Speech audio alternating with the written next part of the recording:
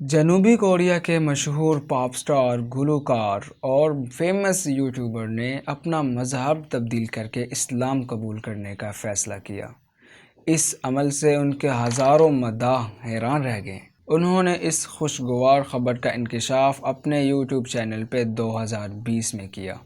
انہوں نے اپنا نام جے کم سے بدل کر داؤد کم رکھنا پسند کیا۔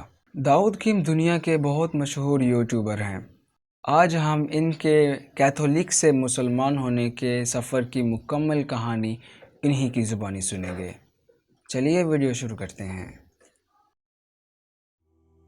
اسلام سے پہلے آپ کس ایمان پر یقین رکھتے تھے؟ وہ 3 سب سے بڑے چیلنجز کون سے ہیں جن کا آپ کو اسلام لانے کے بعد سامنا ہوا؟ کیا آپ کو جیل جانے کا ڈر نہیں ہے؟ میرے کچھ دوستوں نے مجھے چھوڑ دیا کیونکہ وہ میرا مسلمان ہونا نہیں سمجھ پا رہے تھے۔ وہ ایمان والے نہیں ہیں، لہٰذا ذہنی دباؤ میں انہیں کوئی امید نظر نہیں آتی، کوئی آپ کی مدد نہیں کرتا۔ ایسے میں آپ کو کوئی نہیں ملتا جس پر اعتماد کر سکے۔ ہاں، مجھے نہیں معلوم، میں نہیں دوں گا، میں جواب نہیں دوں گا۔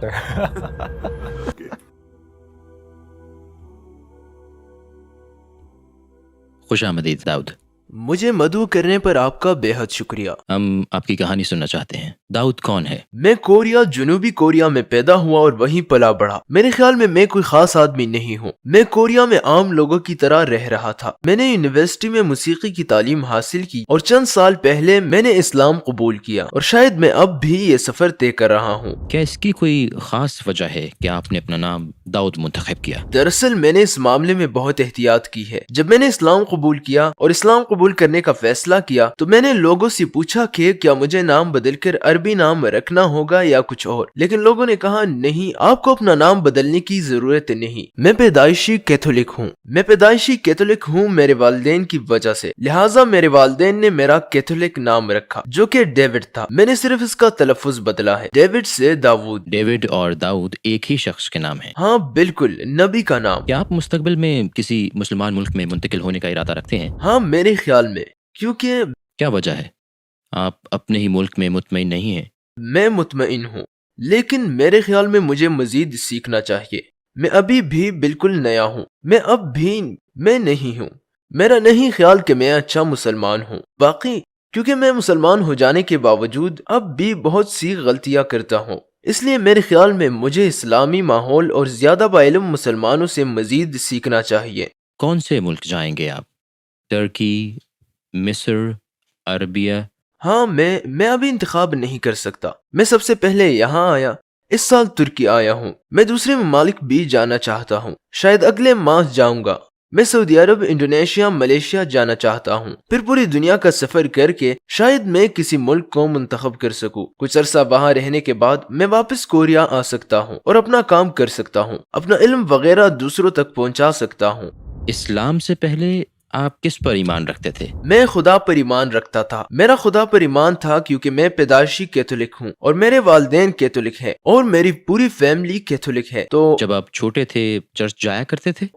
جی بالکل۔ جب میں چھوٹا تھا تو اپنے والدین کے ساتھ چرچ جاتا تھا۔ دراصل میں ایسا ایمان کی بنیاد پر نہیں کرتا تھا، بلکہ میں فطری طور پر ایسا کرتا تھا کیونکہ سبھی چرچ جاتے تھے کہ ہو سکتا ہے میں وہاں جاؤں اور وہ مجھے کوئی تحفہ دے اور وہ مجھے کھانے پینے کی چیزیں دے، لہٰذا مجھے بہت مزہ آتا تھا۔ اصل میں تو مجھے اپنی فیملی اور دوستوں کے ساتھ اچھا لگتا تھا، مگر میں سمجھتا ہوں جب میں چھوٹا تھا تو ایمان کا کوئی خاص احساس نہیں تھا، کیونکہ ہو سکتا ہے مجھے اس کے بارے میں گہرائی سے سوچنے کا موقع نہ ملا ہو۔ آپ نے اپنے عقائد پر اعتراض کب شروع کیا؟ آپ بیٹھے تھے، انٹرنیٹ چیک کر رہے تھے، کس چیز نے یہ سوچ پیدا کی مجھے کوئی راستہ نکالنا چاہیے؟ در حقیقت یہ بڑی لمبی کہانی ہے، میں آپ کو سناتا ہوں۔ میں یونیورسٹی میں موسیقی کی تعلیم پا رہا تھا، لہٰذا میں ایک موسیقار بننا چاہتا تھا۔ موسیقار؟ ہاں، موسیقار۔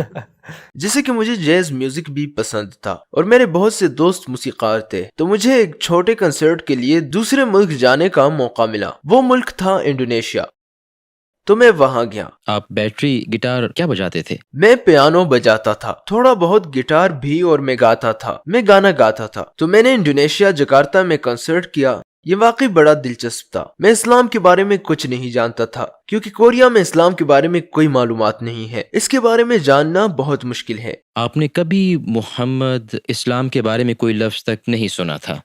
نہیں نہیں نہیں نہیں، لیکن میں صرف جانتا تھا، مجھے نہیں پتا مجھے کہنا چاہیے یا نہیں، لیکن میں صرف دہشت گردوں کے بارے میں جانتا تھا، کیونکہ کوریا میں جب میں چھوٹا تھا تو 9/11 ہوا تھا اور یہ کوریا میں بہت بڑی خبر تھی، بہت بڑی خبر، لہٰذا مجھے بھی بڑا دچکا لگا تھا اور وہ اس طرح بات کرتے تھے کہ اسلام ایسا ہے ویسا ہے۔ تو جب میں چھوٹا تھا تو اس وقت یہ سوچتا تھا کہ جیسے اسلام کوئی خطرناک چیز ہے، لیکن جب میں انڈونیشیا آیا میں نے کئی لڑکیوں کو سکارف پہنے دیکھا اور بہت سے داڑھی والے لڑکوں کو جو نماز پڑھتے تھے، تو مجھے بڑا تجسس ہوا یہ اتنے مختلف کیوں ہیں۔ تو میں نے ان سے پوچھا یہ سب کیا ہے، اور انہوں نے مجھے جواب دیا یہ اسلام ہے اور یہ ان کے ایمان کا حصہ ہے، اور در حقیقت وہ بڑے مہربان تھے اور انہوں نے واقعی میری بڑی خاطر مدارت کی۔ وہ ہمیشہ کہتے او کیا میں آپ کی مدد کر سکتا ہوں، میں آپ کی مدد کرنا چاہتا ہوں، میں آپ کو اس کا حقدار سمجھتا ہوں، میں آپ کو یہ دینا چاہتا ہوں، میں آپ کو ایک تحفہ دینا چاہتا ہوں۔ تو جب میں چھوٹا تھا تو میں یہ سوچتا تھا کہ جیسے اسلام ایک خطرناک چیز ہے، لیکن جب میں انڈونیشیا آیا تو یہاں لوگوں کو بالکل مختلف پایا، وہ اتنے مہربان، اتنے پرسکون اور ہمیشہ مسکراتے رہتے تھے اور ہمیشہ دوسروں کی مدد کرنے والے تھے۔ مجھے لگا یہ سب اس سے مختلف ہے جو میں جانتا ہوں، یہ مکمل طور پر مختلف تھا۔ تو پہلے تو مجھے اس مذہب سے دلچسپی محسوس ہوئی اور میں نے اس سے بڑی عمدہ چیزیں محسوس کی۔ پھر میں واپس کوریا آ گیا۔ اصل میں تب میری صورتحال اچھی نہیں تھی، مطلب مالی حالت اچھی نہیں تھی اور میری فیملی خوشحال نہیں تھی، لہٰذا مجھے ملازمت تلاش کرنی تھی۔ موسیقی کے کام میں زیادہ کمائی نہیں تھی، وہ اتنا مستحکم ذریعہ نہیں تھا، اس لیے مجھے اپنی فیملی کے لیے کام کرنا تھا، لیکن وہ ملازمت ذہنی دباؤ کا باعث تھی، کافی ذہنی دباؤ کا باعث۔ مجھے چونکہ تخلیقی کام پسند تھا،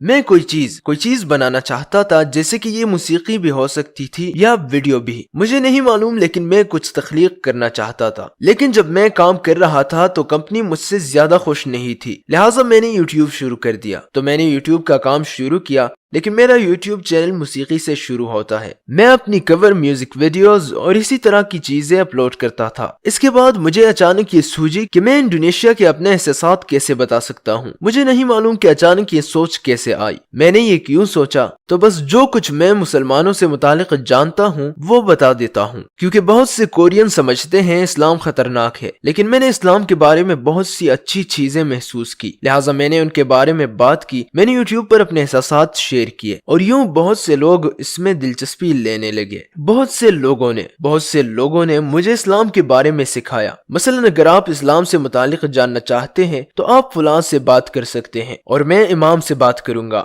آپ کوریا میں کوئی مسجد دیکھ سکتے ہیں اور آپ وہاں نماز ادا کرنا سیکھ سکتے ہیں، یا آپ رمضان میں روزے رکھنے کا طریقہ جان سکتے ہیں۔ تو میں نے رفتہ رفتہ ان پر عمل شروع کر دیا، مجھے نہیں پتا کیوں، لیکن شاید لگتا ہے جیسے یہ سب قدرتی طور پر مجھ سے ہو رہا تھا۔ میں مسجد جاتا تھا، مسجد میں نماز ادا کرتا تھا، رمضان میں روزے رکھتا تھا، اور اس دوران میرا ایمان تھوڑا بہت پختہ ہو گیا تھا، کیونکہ جب میں مسلمانوں کے ساتھ نماز پڑھتا تھا تو مجھے پرکیف احساس ملتا تھا، ایسے لگتا تھا گویا کوئی میری مدد کر رہا ہے، جیسے کوئی مجھے دیکھ رہا ہے اور جیسے کوئی مجھے امید دلانا چاہتا ہے، کیونکہ تب میں بالکل کیا آپ اس وقت مسلمان تھے جب آپ عمل کر رہے تھے؟ نہیں، میں مسلمان نہیں تھا، میں کیتھولک تھا، لیکن میرا اس پر کوئی خاص ایمان نہیں تھا۔ آپ بس عمل کی کوشش کر رہے تھے، لیکن آپ نے اسلام قبول نہیں کیا تھا؟ ہاں، میں نے قبول نہیں کیا تھا لیکن عمل شروع کر دیا تھا، جیسا کہ مراقبے وغیرہ کے طور پر؟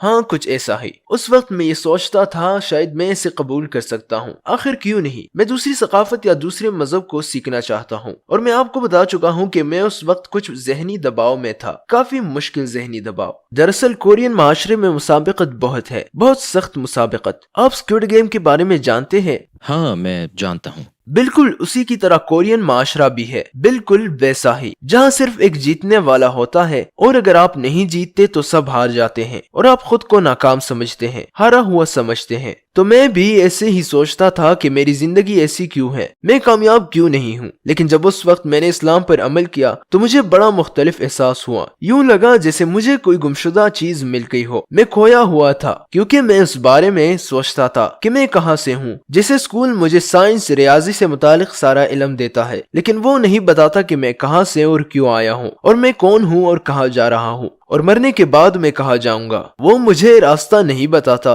کہ کہاں جانا ہے۔ میرا خیال ہے اسلام نے مجھے ان کے جوابات دیے کہ مجھے کہاں جانا ہے اور میری زندگی کا مقصد کیا ہے۔ میرے خیال میں یہ انتہائی اہم ہے کیونکہ میں بہت ذہنی دباؤ میں تھا. میری زندگی کا کوئی مقصد نہیں تھا, کوئی مقصد نہیں, جیسے کہ مجھے کیوں جانا ہے, کہاں جانا ہے, مجھے کون سے کام کرنے چاہیے. میرے پاس کوئی جواب نہیں تھا. لیکن جب میں نے اسلام پر عمل کیا اور مسلمان دوستوں مسلمان لوگوں کے ساتھ رہا اور میں نماز پڑھتا تھا تو گویا اسلام کی رہنمائی میں تھا. اسلام نے مجھے اس سوال کا جواب دیا کہ میری زندگی کا مقصد اللہ کا حکم ماننا ہے, کیونکہ خدا نے ہمارے لیے سب کچھ پیدا کیا. رمضان میں مجھے اس شکر گزاری کا احساس ہوا. جو کھانا اس نے دیا, پانی دیا, مجھے زندگی دی, دوست دیے, فیملی دی, یہ زمین دی, گویا کہ ہر چیز. تو اس سوچ کے بعد مجھ میں اپنے خالق کی شکر گزاری کا احساس پیدا ہوا. پہلی مرتبہ رمضان کے روزے رکھتے ہوئے 3 سال پہلے ہوا تھا. اس وقت مسلمان نہیں تھے؟ میں مسلمان نہیں تھا, لیکن میرا ایمان تھا, میرا خدا پر ایمان تھا, کیونکہ میں اس دنیا میں ہوں اور صرف خدا ہی مجھے بتاتا اور سکھاتا ہے کہ مجھے کہاں جانا ہے.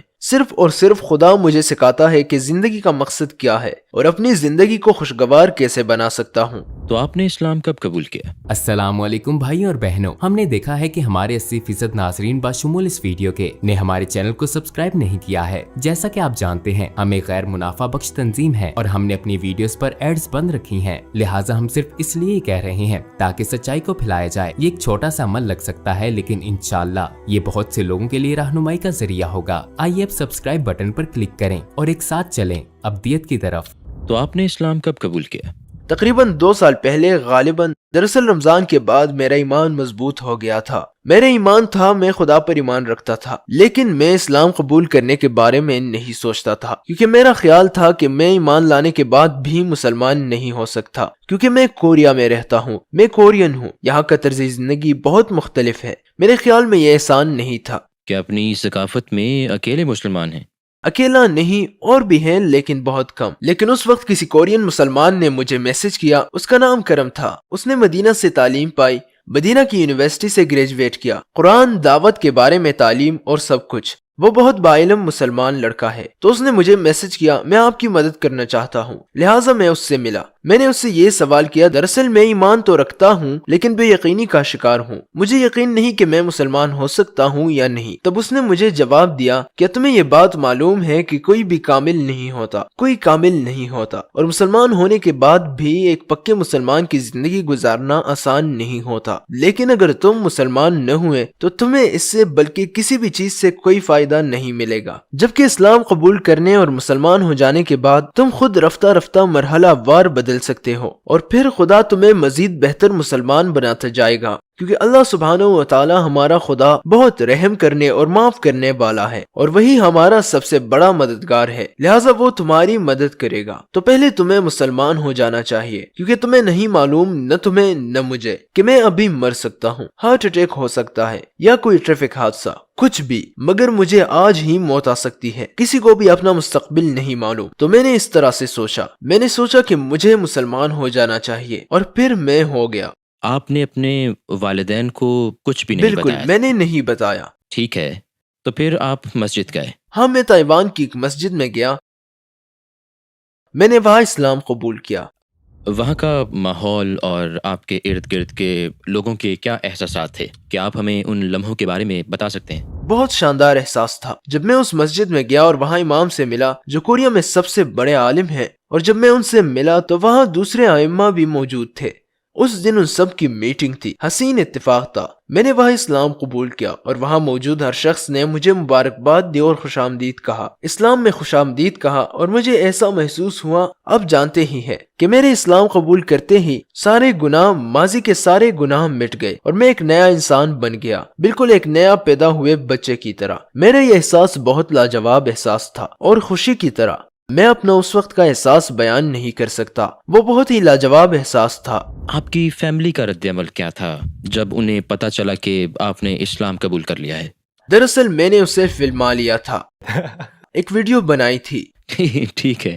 چونکہ میں یوٹیوب ویڈیوز بناتا ہوں لہٰذا اسے چھپا نہیں سکتا تھا, کیونکہ میری فیملی بھی میری ویڈیوز دیکھتی ہے. لہٰذا جب میں نے اپنی والدہ سے بات کی تو انہیں کافی دھچکا لگا. وہ ہکا بکا رہ گئی اور کہنے لگی کہ تم یہ سب کیسے کر سکتے ہو, اور انہوں نے مجھے یہ تک کہہ دیا کیا تم دہشت گرد بننا چاہتے ہو. کیونکہ میں سمجھ سکتا ہوں کہ کوریا کے لوگ مغربی میڈیا کی طرف سے اسلام کے بارے میں ہمیشہ پیش کردہ منفی پروپیگنڈے سے متاثر تھے. اس کا سبب میڈیا تھا.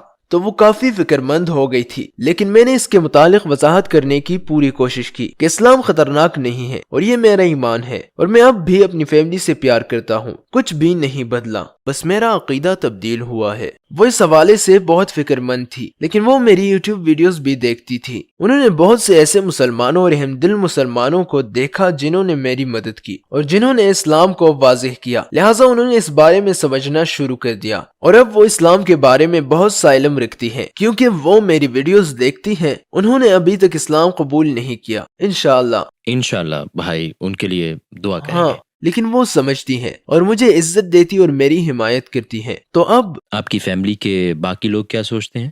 انہیں پہلے تو بہت حیرت ہوئی، اور میری ایک آنٹی تو اب بھی مجھے میسج کرتی ہیں کہ کیا تم دوبارہ اپنا مذہب تبدیل کر سکتے ہو۔ انہیں حیرت ضرور ہوئی، لیکن وہ میری حمایت کرتے ہیں، وہ مسئلہ نہیں بن رہے، کوئی مسئلہ نہیں۔ کیا آپ کی فیملی یا قریبی حلقے کے لوگوں نے آپ کی وجہ سے اسلام قبول کیا؟ بالکل۔ اس کے علاوہ میرے سبسکرائبرز بعض اوقات مجھے میسج کرتے ہیں کہ میں نے آپ کی ویڈیو دیکھی اور میں اسلام کو جاننا چاہتا ہوں، میں مسلمان ہونا چاہتا ہوں، میں یہ کیسے کر سکتا ہوں؟ تو میں انہیں میسج کرتا ہوں کہ ٹھیک ہے، میں آپ کو معلومات دوں گا، ویب سائٹ اور امام کا نمبر بھی، اور کوریا میں مسجد کہاں ہے۔ تو میرے کچھ سبسکرائبرز، کورین سبسکرائبرز میری ویڈیو سے مسلمان ہو جاتے ہیں، الحمدللہ، مجھے اس کی بہت خوشی ہے، میں بہت خوش ہوں۔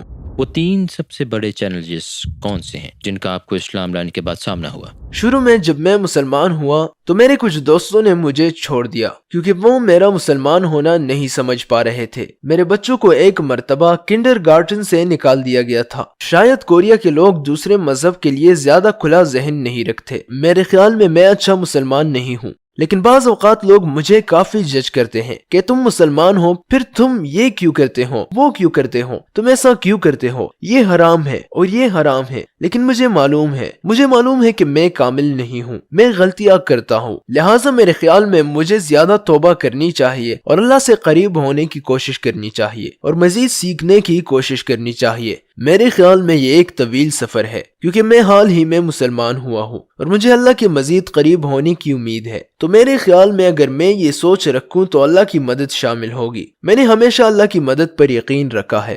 آپ کافی فائدے میں ہیں بھائی، کیونکہ مثلا میں بالغ ہوتا ہوں، مثلا 15 سال، جب میں 15 سال کا تھا تو اس عمر تک ممکن ہے میرے کئی گناہ ہوں، لیکن آپ کا امتحان 3 سال پہلے ہی شروع ہوا ہے، لہٰذا آپ کو اس لڑکے کے برعکس کئی فائدے حاصل ہو سکتے ہیں جو کہتا ہے یہ حرام ہے، تم یہ کیسے کر سکتے ہو۔